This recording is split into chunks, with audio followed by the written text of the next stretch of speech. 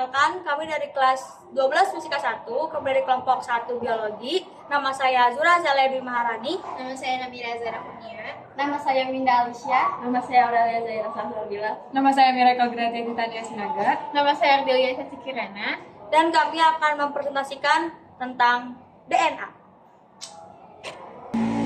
Oke, materi yang pertama ada molekul penyusun DNA.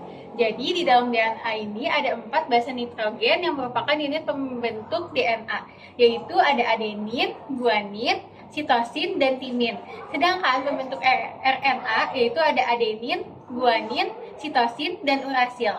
Adenin dan guanin merupakan basa nitrogen jenis purin, sedangkan sitosin, timin, dan urasil adalah derivat pirimidin.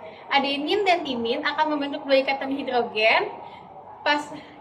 Pasangan basa guanin sitosin disatukan oleh 3 ikatan hidrogen.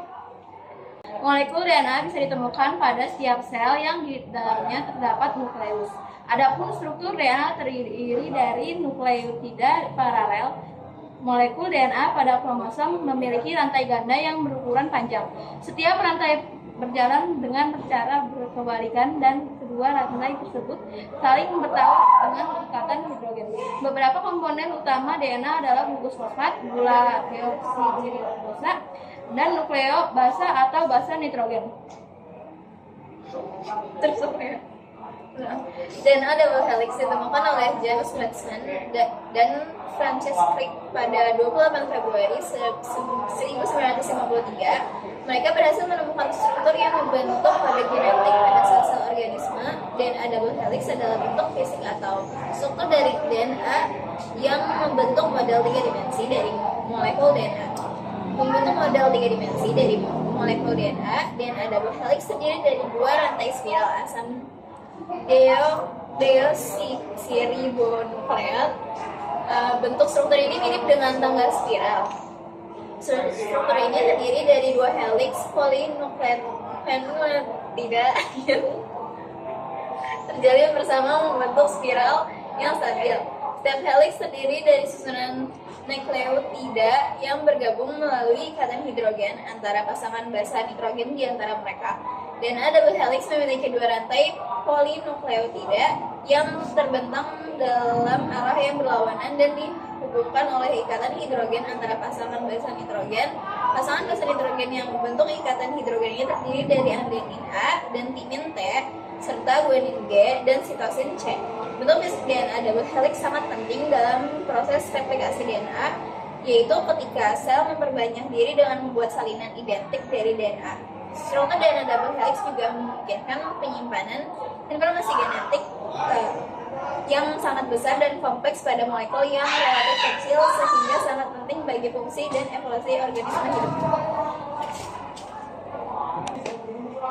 Selanjutnya ada tangga DNA. Tangga DNA merupakan larutan molekul DNA dengan panjang berbeda yang digunakan dalam elektroforesis gel agarosa atau akrilamida. Tangga ini digunakan sebagai referensi untuk memperkirakan ukuran molekul DNA saat dikenal dan dipisahkan berdasarkan mobilitasnya dalam medan listrik melalui gel.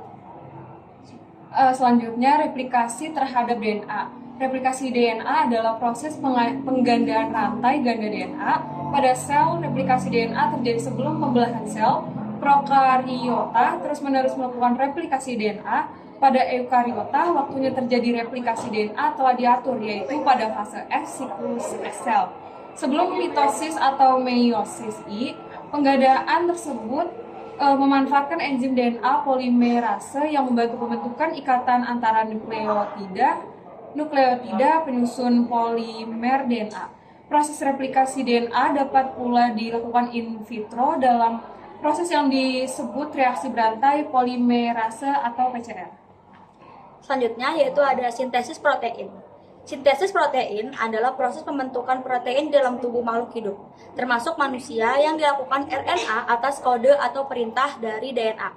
Sintesis protein berlangsung di dalam inti sel, juga berada dalam ribosom yang merupakan organel sel yang ukurannya kecil dan padat, serta berfungsi sebagai tempat sintesis protein dalam sel eukariotik yang tidak melibatkan DNA. Bahan baku dalam jumlah sintesis adalah asam amino. Nah, hasil akhir dari sintesis protein berupa terbentuknya protein fungsional seperti enzim, hormon, keratin, dan hemoglobin.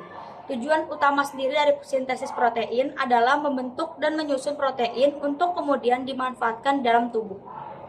Nah, dalam pembentukan sintesis protein terdapat dua mekanisme, yaitu transkripsi dan translasi. Transkripsi merupakan proses mencetak RNA yang dilakukan oleh DNA. Dibedakan menjadi 3 berupa tRNA, mRNA, dan rRNA. Kemudian, urutan asam amino akan ditentukan oleh basa nitrogen pada rantai mRNA. Selanjutnya yaitu ada translasi. Translasi merupakan proses penerjemahan kode genetik RNA menjadi urutan asam amino. Lewat tahap ini adanya disintesis polipeptida menggunakan kode genetik dari mRNA yang terdapat di dalam ribosom oleh tRNA. Dalam proses ini diperlukan juga bantuan enzim sintetase tRNA, aminoasil, dan terdiri dari 3 proses: transkripsi, inisiasi, translasi, dan terminasi.